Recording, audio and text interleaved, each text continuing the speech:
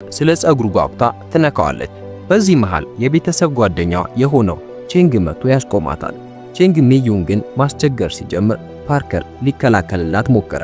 ነገር ግን ቼንግ ክፉኛ ገፍትሮ መሬት ላይ ጣለው። መልሶ ለመምታት ሲሞክር ቼንግ ይዞት ይጠፈጥፈዋል። ሃሪ ፓርከር አዲስ መሆኑንና ነገሮችን እንደማይረዳ ለቼንግ በማስረዳት እንዲተው ቢጠይቅም ቼንግ ሊሰማው አልፈለገም።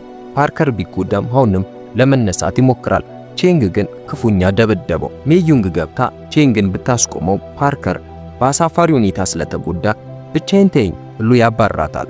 ከእናቱ ተደብቆ ወደ ቤት ገባ። በማግስቱ ቁስሉን በሜካፕ ሸፍኖ ካፕ አድርጎ ትምህርት ቤት ሄደ። ካፑን እንዲያወልቅ ያዙታል። እናቱ ሼሪ ፊቱ ላይ ያለው ምልክት አይታ ስትጠይቀው ካልጋ ላይ ወድቄ ነው ብሎ ዋሸ። በምሳ ሰዓት ሜዩንግን እንደገና አገኛት። ቼንግ ፍቅረኛዋ መሆኑን ሲጠይቃት ቼንግ የቤተሰብ ጓደኛ ብቻ እንደሆነና ወላጆቻቸው ስለሚተዋወቁ እንደሚከታተላት ነገረችው። ከጥቂት ቆይታ በኋላ ቼንግ መጥቶ የሱን ምሳ መሬት ላይ ደፋው።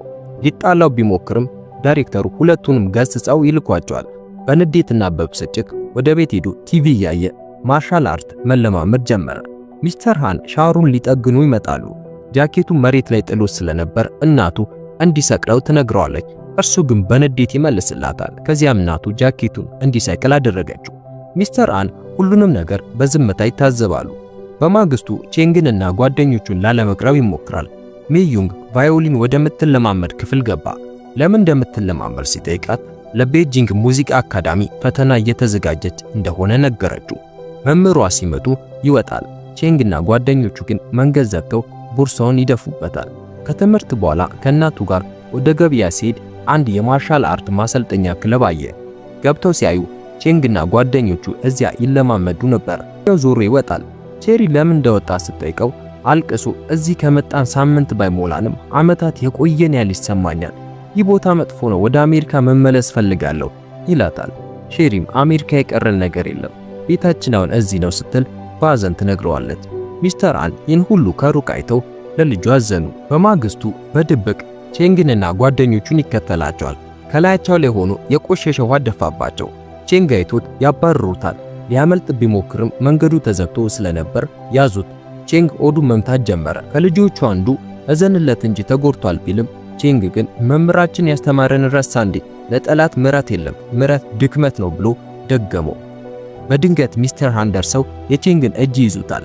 ቼንግ ሊመታቸው ቢሞክርም ሚስተር ሃን በቀላሉ መሬት ላይ ጥሉታል። የቼንግ ጓደኞች በሙሉ ሚስተር ሃን ላይ ቢረባረቡ እሳቸው ግን የእውነተኛ የኩንጉፉ መምህር ስለሆኑ ማንንም ሳይመቱ እንቅስቃሴያቸውን ብቻ በማምከን እርስ በርሳቸው እንዲጋጩ ያደርጓቸዋል። ከዚያ ሚስተር ሃን ወደ ቤታቸው ወስደው ባህላዊ የቻይና ሕክምና ያክሙታል። በሁኔታው ተገርሞ እንዴት ሳትመታቸው አሸነፍካቸው? ኩንጉፉ እየተማርክ አስተምረህ ታውቃለህ ብሎ ይጠይቃቸዋል። እሳቸውም ከአባታቸው እንደተማሩና ለማንም አስተምረው እንደማያውቁ ይነግሩታል። በቼንግ ላይ ለመበቀል ኩንጉፉ ታስተምረኛለህ ሲላቸው ኩንጉፉ ለራስ መከላከያና ለውስጣዊ ሰላም እንጂ ለጠብ አይደለም ይሉታል። ታዲያ ቼንግንና ጓደኞቹን እንዲህ ያስተማራቸው የለም ይላል። ሚስተር ሃንም ጥፋቱ የልጆቹ ሳይሆን የመምህራቸው ነው፣ ይልቅ ኤደን መምህራቸውን እናነጋግራለን ይሉታል። ወደ ፋይቲንግ ድራገን ክለብ ይሄዳሉ። እዚያም ማስተር ሊ አንድ ተማሪ ተሸንፎ እያለ ስላላጠቃው በጥፊ ሲመቱት ያዩታል። ማስተር ሊ ጠላት ሲሸነፍ አታቁም፣ ምሕረት አታድርግ እያለ ይጮሃል። ቼንግ እኛን የመታን ሰውዬ ይሄ ነው ብሎ ያመለክታል። ሚስተር ሃን በረጅሙ ተንፍሰው ተማሪዎች በሙሉ እሱን ሲመቱ ስለነበር ነው ጣልቃ የገባው፣ አንድ ባንድ ቢመጡ ኖሮ ጣልቃ አልገባም ነበር ይላሉ። ማስተር ሊ ፓርከር አሁኑኑ ከቼንግ ጋር እንዲፋለም ይጠይቃሉ። ሚስተር ሃን ግን እምቢ ብለው ይዘውት ሊወጡ ሲሉ ማስተር ሊ ያስቆማቸዋል። በተማሪዎች ጣልቃ ገብተ ዝም ብላ አትወጣም፣ አንዱ መፋለም አለበት ይላቸዋል። ሚስተር ሃንም ይጋጠማሉ፣ ግን በውድድሩ ላይ ብቻ ነው ብለው ተስማሙ። እስከዚያው ድረስ ተማሪዎች ሊያስቸግሩት አይገባም ሲሉ ሚስተር ሃን ተናገሩ። ማስተር ሊም እስከ ውድድሩ ድረስ ተማሪዎቹ እንዳይነኩት አዘዘ። ከዚያ ሚስተር ሃንን ካልመጣችሁ ግን ሁለታችሁንም ዋጋ አስከፍላችኋለሁ ሲል አስጠነቀቃቸው።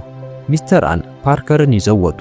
በድንጋጤ ምንድነው ያደረገው? ቼንግ በፊት በድብቅ ነበር የሚመታኝ፣ አሁን ግን ባንተ ምክንያት በውድድሩ ላይ በሰዎች ሁሉ ፊት ሊያጠፋኝ ነው። በሱ የኩንጉፉ ችሎታ እንዴት ልወዳደረው እችላለሁ አላቸው። ሚስተር ሃንም ያ ሰው የሚያስተምረው ኩንጉፉን ሳይሆን ጨካኝነትን ነው፣ ምንም አትጨነቅ፣ እውነተኛ ኩንጉፉ እኔ አስተምራለሁ አሉት። በዚያም በጣም ተደሰተ። በማግስቱ ጠዋት ቀድሞ ተነስቶ ወደ ሚስተር አን ቤት ሮጠ። ሊያስደምማቸው ብሎ ተራ የሆኑ እንቅስቃሴዎችን ሲያሳይ የአበባ ማስቀመጫ ተሰበረ። ሚስተር አን አንድ የእንጨት ምሰሶ አቆሙና ጃኬቱን በላዩ ላይ እንዲሰቅል ነገሩት። እሱም ትዕዛዙን ፈጸመ። ከዚያም ጃኬቱን እንዲያወርድና እንዲለብስ መልሶ ደግሞ እንዲሰቅል ደጋግሞ አዘዙት። ይህን ለምን እንደሚያደርግ ባይገባው ሌላ አማራጭ ስለሌለው ስራውን ደጋግሞ ሰራ። ከልምምድ በኋላ ወደ ቤት ሲመለስ ጃኬቱን በስርዓት ሰቀለ። እናቱ ይህን አድርጎ ስለማያውቅ በጣም ተገረመች። በማግስቱ ትምህርት ቤት ሜዩንግ ለፓርከር ስለ ፍቅረኛሞች ቀን ባህል ነገረችውና በዓሉን አብሮ እንዲያሳልፉ ጋበዘችው። ከትምህርት በኋላ ወደ ልምምድ ሲሄድ ጃኬቱን ለመደበቅ ሞከረ። ሚስተር አን ግን አስቀድመው አውቀው ነበር። ዝናብ እየዘነበ እንኳን ጃኬቱን የመልበስና የማውለቅ ልምምድ አስቀጠሉ። በመጨረሻም አሁን ገባኝ፣ እናቴን እንዳከብር እያስተማርከኝ ነው አለው። በዚህ መሃል ሼሪ ለባሉ እንደዘገዩና ለሚስተር አንም ትኬት እንደገዛችላቸው ለመንገር መጣች። ሚስተር አን መጀመሪያ ባይፈልጉም ሼሪ አጥብቃ ስለጠየቀቻቸው አብረው ሄዱ። በባሉ ላይ ከሰበብ ፈጥሮ ወደ ጥላ ቲያትሩ ሄደ። እዚያም ሜዩንግን አግኝቶ የሙዚቃ ሲዲ በስጦታ ሰጣት። አንቺ ውድድሬን ለማየት ከመጣሽ እኔ ደግሞ ለሙዚቃ ፈተናሽ እመጣለሁ ብሎ ቃል ገባላት። እርስ በርሳቸው መዋደዳቸው ይታወቅ ነበር። በስክሪኑ ላይ ጥላቸው ሲሳሳም ይታያል። በማግስቱ ልምምድ ላይ እንደገና ጃኬቱን እንዲለብስ ሲታዘዝ ትዕግስቱ ተሟጠጠ። ይህ ጃኬት ቼንግን ለማሸነፍ ምን ይረዳኛል ብሎ ሊወጣ ሲል ሚስተር አን ጃኬቱን እንዲለብስ አዘዙት። ሊለብስ ሲል ሚስተር አን በድንገት አጠቁት። ነገር ግን በዚህ ጊዜ የጃኬቱን እንቅስቃሴዎች ተጠቅሞ ጥቃቱን በሙሉ ማምከን ቻለ።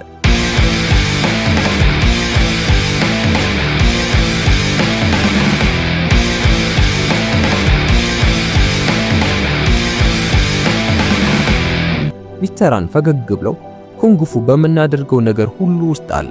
በመናደርገው እንቅስቃሴ ባናኗራችን ሰዎችን በምንይዝበት መንገድ ኩንግፉ በሁሉም ቦታ አለ። አንተ ግን ማየት መማር አለብህ አሉት። ከዚያም በባቡር ወደ ተራራማ ቦታ ወሰዱት። እዚያም ስለ ውስጣዊ ጉልበት አስተማሩ። አንድ ሴት ከኮብራ ጋር ፊት ለፊት ቆማ ስትለማመድ አየ። ሚስተር አን ወደ ድራገን ዌል ወሰደው።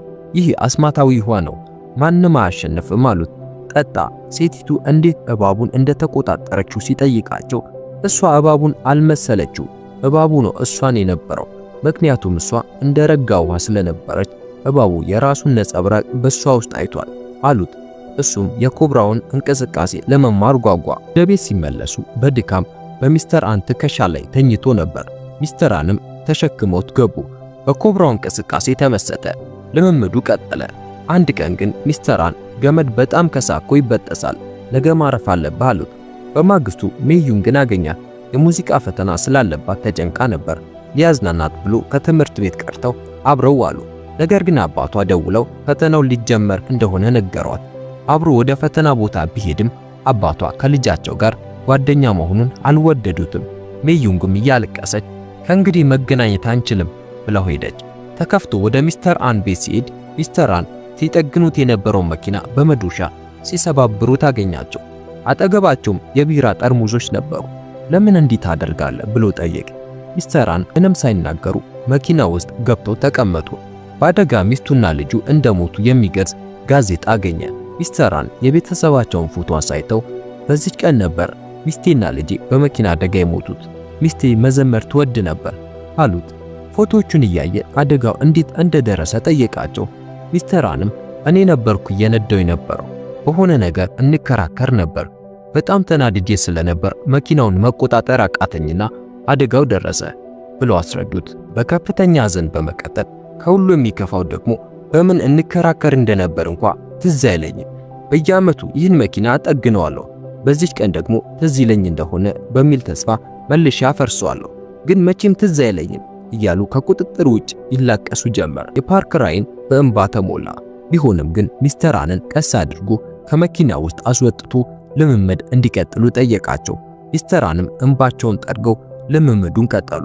ከጥቂት ቆይታ በኋላ ሼሪ መጣች። ፓርከር በቁም ነገር ሲለማመድ ማየቷ በጣም አስደሰታት። ከቀናት ጠንካራ ስልጠና በኋላ በኩንጉፉ በራሱ የሚተማመንና ጠንካራ ሆነ። ሚስተር አን ወደ ውድድሩ ቦታ ይዘውት ሄዱ። ስለማሸነፍ ወይም ስለመሸነፍ አታስብ፣ በክብር ታገል። ክብርን ካገኘ እነዚያ ልጆች ማስቸገራቸውን ያቆማሉ አሉት። ሚስተር አን የኩንጉፉ የውድድር ልብስ በስጦታ ሰጡት። ፓርከር በጣም ተደሰተ። ሚስተራን ቀጠል አድርገው አንተም ጠቃሚ ነገር አስተማርከኝ፣ ሕይወት ደጋግማ መሬት ላይ ትጥለናለች፣ ነገር ግን መልሶ መነሳት የኛ ምርጫ ነው አሉት። በአንድነት በቻይንኛ ደብዳቤ ጽፉና ወደ ሜዩንግ ቤት ሄደ። ለአባቷ ደብዳቤውን ሲያነብላቸው በእኔ ምክንያት ቤተሰባችሁ እፍረት ደርሶበታል፣ ነገር ግን ሜዩንግ በጣም ጥሩ ጓደኛ ናት። አንድ እድል ከሰጡኝ ምርጥ ጓደኛ ለመሆንና ሕይወቷ የተሻለ እንዲሆን ለመርዳት ቃል ገባለሁ አላቸው። የሜዩንግ አባት በቻይንኛ መለሱ። ሜዩንግን በፈገግታ ድድርህ እንደማይ ቃል ገብቼልህ ነበር፣ በእኛ ቤተሰብ ደግሞ ቃል አይታጠፍም፣ ስለዚህ መጥቼ አይሃለሁ ብለዋል ስትል ተረጎመችለት። ፓርከር በደስታ ተዋጠ። በማግስቱ ውድድሩ ተጀመረ። ሜዩንግ ከወላጆቿ ጋር መጣች። ቼንግ ሲፋለም ሳይ ትንሽ ተረበሸ። በመጀመሪያው ዙር ፍርሃት ስለወረረው ከሜዳው ወጣ። ነገር ግን ሚስተራን የተለማመድከውን ብቻ አስብ፣ አትፍራ ብሎ አረጋጉ። ወደ ሜዳ ተመልሶ ተጋጣሚን በቀላሉ አሸነፈ። በየተራ እያሸነፈ ወደ ፍልሚያው ሲቃረብ የፋይቲንግ ድራገን ተማሪዎችን በተመሳሳይ እያሸነፉ መጡ። ቼንግ ግማሽ ፍጻሜ ደርሶ ተጋጣሚዎቹን በጭካኔ አሸነፈ። ፓርከርም ግማሽ ፍጻሜ ደረሰ። ቀጣይ ተፋላሚው ከፋይቲንግ ድራገን ክለብ ጎበዝ ተማሪ ሆነው ሊያንግ ነበር። ማስተር ሊ ሊያንግን ለብቻው ጠርቶ ፓርከርን እንድታሸንፈው ብቻ ሳይሆን እግሩን እንድትሰብረው ፈልጋለሁ ሲል በጭካኔ አዘዘው። ሊያንግም በትዕዛዙ መሰረት የቆሰለ እግር ላይ ደጋግሞ መታው። ከዚያም በእመም ወደቀ። በጭካኔና ኢፍትሃዊ በሆነ ጥቃት ከውድድሩ ተሰናበተ። ፓርከር በከፍተኛ ህመም ወደ ዶክተር ተወሰደ። ዶክተሩ ጉዳቱ ከባድ ነው፣ መቀጠል አትችልም ብሎ ተናገረው። እናቱንና ሜዩንግን ወደ ውጭ እንዲወጡ ጠየቀ። ከዚያም ሚስተራንን ይህንን ውድድር ማሸነፍ እንደምችል ያውቃሉ፣ በባህላዊ መንገድ ያክሙኝና ልቀጥል አላቸው። ሚስተራን ግን ከዚህ በላይ መታገል አያስፈልግም፣ ማረጋገጥ ያለብህን አረጋግጣል፣ እንዲህ ስትሰቃይ ማየት አልፈልግም አሉት። ፓርከርም ሕይወት መሬት ላይ ስትጥለን መነሳት የኛ ምርጫ መሆኑን ያስተማርከኝ አንተ ነህ፣ እኔ መነሳት ፈልጋለሁ፣ ለምን አትረዳኝም አላቸው። ሚስተራን የሚመልሱት አጡ። በከባድ ልብ ሆነው አከሙት። እመሙ ቢቀንስም ጉዳቱ ግን ጥልቅ ነበር። እያነከሰ ወደ ሜዳ ተመለሰ። በዚህ ማልዳኛው ዋንጫውን ለቼንግ ሊሰጡ ሲሉ ፓርከር ወደ ሜዳ ገባ። ሕዝቡ በከፍተኛ ድምፅ ድጋፉን ገለጸ። በፓርከርና በቼንግ መካከል የመጨረሻው ፍልሚያ ተጀመረ። መጀመሪያ ላይ በድፍረት ቢታገልም ቼንግ ገፍትሮ ከሜዳ አወጣው። እሱ እየተሳበም ቢሆን ተነስቶ ተመለሰ። በዚህ ጊዜ ቼንግን 2 ጊዜ አከታትሎ በመምታት 2 ነጥብ አገኘ። ማስተር ሊ በንዴት ቼንግን ጠርቶ እግሩን ስበረው ብሎ በሹክሹክታ አዘዘው። ቼንግ ደነገጠ። በውድድሩ ሕግ መሰረት እየታገለ ነበር። አሁን ግን መምህሩ በከባድ ሁኔታ እንዲጎዳው እያዘዘው ነው። ቼንግ አማራጭ በማጣቱ የፓርከርን የተጎዳ እግር ደገመው። አሁን ነጥባቸው እኩል ሆነ። 1 ነጥብ ብቻ ሻምፒዮንን ይለየዋል። ፓርከር ሊቋቋሙ የማይችለው እመም ውስጥ ነበረ። ሁለት እግሩ መቆም ስላልቻለ ወደ ኮብራ አቋም ተቀየረ። ሚስተራን በሁኔታው ተገረሙ። ሙሉ በሙሉ ረጋ ብሎ አንገቱን ወደ ግራና ቀኝ መነቅነቅ ጀመረ። ቼንግ ሳያውቀው እንቅስቃሴውን መከተል ጀመረ። በድንገት ቼንግ ወደፊት ሲመጣ ጥቃቱን አምክኖ በአየር ላይ ተገልብጦ የቼንግን ፊት በኃይል ረገጠው። ቼንግ መሬት ላይ ወደቀ። ፓርከር ውድድሩን አሸነፈ። ሜዳው በጭብጨባና በደስታ ተናወጠ። በከፍተኛ የክብር ስሜት ቼንግ የሻምፒዮንነቱን ዋንጫ ተቀብሎ ለራሱ ለፓርከር ሰጠው። ፓርከር በኩራት ተቀበለ። ቼንግና ጓደኞቹ በሚስተራን ፊት በአክብሮት እጅ ነስተው ማስተር አሏቸው። ሚስተራን እና ፓርከር ተያዩ። ሁለቱም ፈገግ አሉ። ሁለቱም በድሉ ብቻ ሳይሆን በጉዟቸው ባገኙት ክብር፣ ድፍረትና አክብሮት ኮሩ። ከወደዳችሁት ላይክ አድርጉልኝ። ሰብስክራይብ በማድረግ በየቀኑ በእንደዚህ አይነት አዲስ ፊልም እንገናኝ።